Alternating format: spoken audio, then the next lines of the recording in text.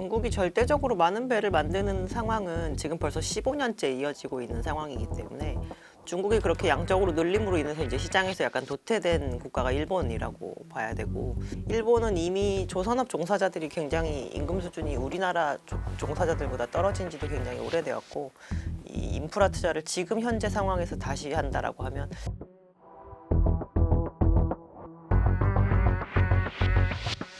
특별한 경제 강의 머니 특강. 안녕하세요 주식 초등학교 여러분, 저는 오늘의 특강을 맡은 엄경아입니다. 중국이 절대적으로 많은 배를 만드는 상황은 지금 벌써 15년째 이어지고 있는 상황이기 때문에 저희가 그 부분은 뭐 반드시 추격해서 빼내야 되는 그런 부분은 아니라고 보고 있고요. 중국이 그렇게 양적으로 늘림으로 인해서 이제 시장에서 약간 도태된 국가가 일본이라고 봐야 되고, 우리나라와 중국은 어느 정도는 그 양분한 시장을 좀 가지고 있을 뿐만 아니라 또 중국이 저렇게 양적으로 열심히 추격을 해주고 있기 때문에 한국이 지속적으로 R&D를 멈추지 않고 있는 것도 저희는 경쟁력 강화에는 훨씬 도움이 됐다라고 보고 있거든요.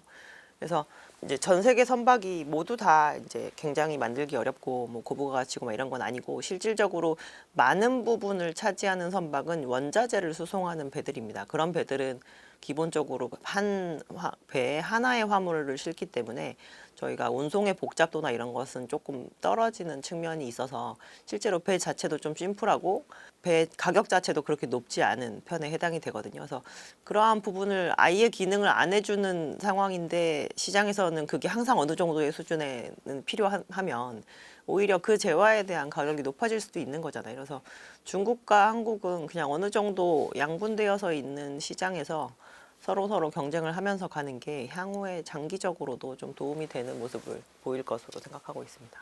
수주 점유율 기준으로 하면은 이제 한 자릿수대로 내려앉았고요. 원래 과거에는 뭐 10에서 한 20% 사이 정도의 점유율을 꾸준하게 지켰었는데, 이번 팬데믹 이후에 급격하게 작년 정도부터는 이제 3% 4% 정도밖에 수주를 못하는 것 같습니다. 그거는 좀 없을 거라고 보는 게, 2000년대 선박 시장의 화두가 선박을 좀 대형화하는 거였었는데 그거에 대한 인프라 투자를 아예 진행을 안 하면서 이제 도태가 된 상황인지라, 후행적으로 하려면 굉장히 많은 투자가 이루어져야 되는데, 일본은 이미 조선업 종사자들이 굉장히 임금 수준이 우리나라 종사자들보다 떨어진 지도 굉장히 오래되었고, 이 인프라 투자를 지금 현재 상황에서 다시 한다라고 하면 가성비가 좀 나오기가 어렵죠. 네. 그러니까 시장 가격이 내려가는 거를 굳이 그렇게 못 내리겠다라고 우기는 건 어떻게 보면은 협상력에서 이미 진 거죠, 철강업계가. 근데 실제로 지금 시장에서 수요가 막 엄청나게 많아서 쇼티지가 나야 저희 실질적으로 가격이 오를 수가 있잖아요. 그래서 지금 이 협상이 길어지는 이유는 어차피 협상되고 나면 나중에 소급 적용이 될 예정이기 때문에 조선 업체들 입장에서는 크게 그렇게 불리할 것은 없을 것으로 보고 있고요.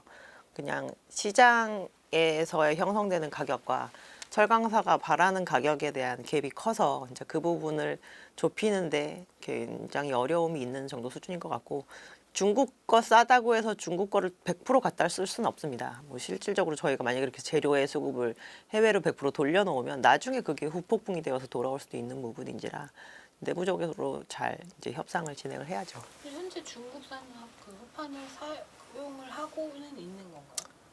대형 업체들은 한 20-30%밖에 쓰지 않습니다. 네. 일본도 생각보다 또 엔저 현상으로 인해서 후판이 가격적인 메리트가 좀 있는 편이라서요. 일본 것도 갖다 쓰고 한국에 제일 많이 들어가는 편이기도 하고 그렇습니다. 국내 업체들은 지금 거의 다 친환경 선박으로 수주만 하고 있는 상태이고요. 그래서 글로벌 수주 잔고 중에서 이중연료 추진 엔진 선박의 비율은 잔고 중에선 거의 55%입니다. 그러니까 과반 이상이 선택을 하는데 거의 대부분의 건 한국으로 들어올 때 다 선택을 해서 들어오는 편이고, 중국에서는 지금도 아직 이제 옛날 전통 타입으로 발주하는 선주들도 있고 친환경으로 발주하는 선주들도 있고 이런 상황인 거죠. 그래서 저희가 뭔가 어쨌든 스펙이 좀 높아지는 사양에 해당이 되면 공통적으로 스펙이 높아지는 부분이기 때문에 조선 업체들은 이거를 좀 바탕으로 해서 그 선박의 수주 가격을 좀 높일 수 있는 빌미도 충분히 될 수 있을 거라고 보고 있고요.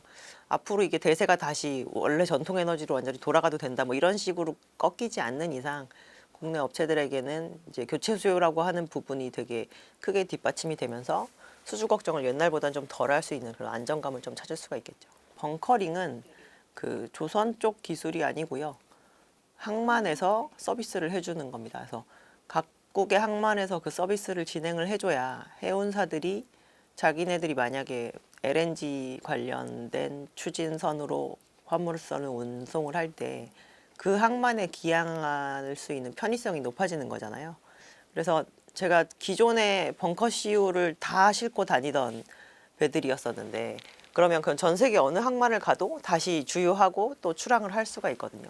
근데 LNG를 서비스를 해주는 데가 지금 되게 많이 늘어서 이제 200군데가 좀 넘는 상황이고 반면에 저희가 또 다른 차세대 대체 연료가 될 수 있다라고 생각했던 메탄올 같은 경우는 그거에 한 10분의 1도 안 되는 20군데도 안 되는 정도에서 지금 서비스를 받을 수 있습니다. 그러면 해운사들은 서비스를 진행할 때 범용적인 선박이 돌아다니기가 편한 게 가장 중요하거든요. 근데 이제 시장에서의 대세가 뭐가 될지 모르다였어서 지금은 이제 그냥 LNG로 하는 게 편하겠구나라고 인프라가 깔리기 시작을 하는 거고 이제 그렇게 되면 LNG 추진선을 많이 만들어 본 데들이 아무래도 좀 수주하는 데 더 유리한 측면이 있기 때문에 한국 업체들은 좀 그런 측면에 있어서는 인프라가 좀 원하는 대로 형성이 되고 있다라고 봐야 되겠죠. 수주는 지금 많이 해놨는데 뽑아낸 결과물은 좀 안 나오고 있는 상황입니다. 그리고 상위 한 4개 업체들의 수주 잔고를 보면 후동중화 정도는 지나치다 싶을 정도로 요즘에 LNG 수주 잔고가 굉장히 높은데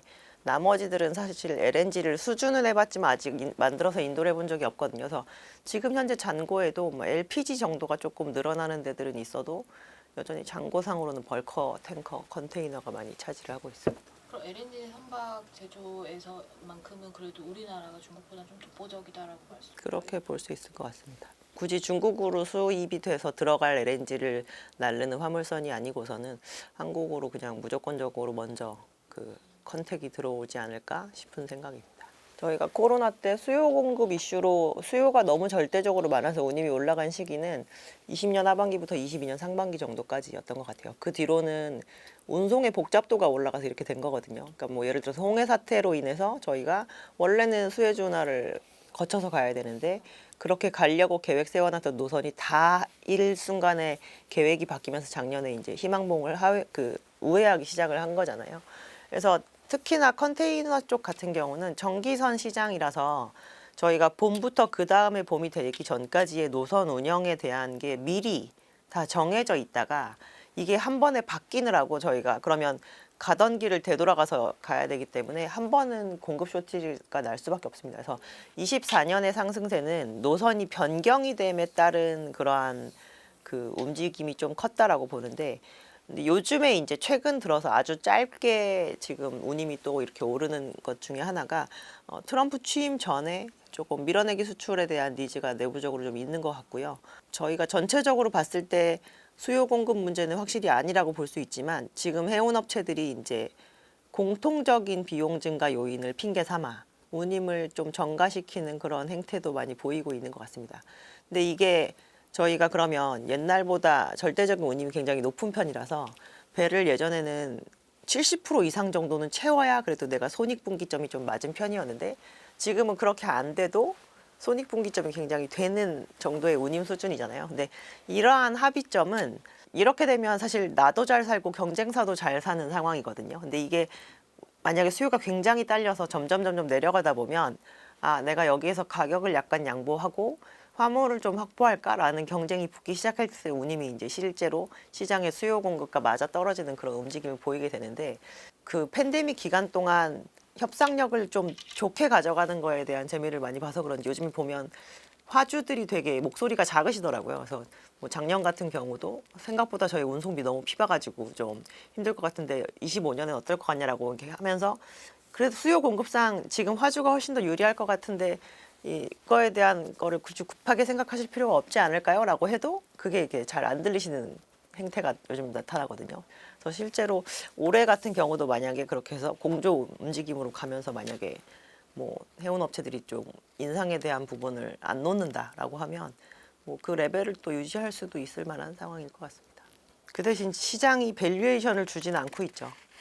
그런 거에서 많이 갈려 있는 것 같아요. 저희가 작년에 그렇게 실적 잘 나왔는데 글로벌 해운주들 주가 올랐다는 얘기는 거의 못 들은 것 같고요.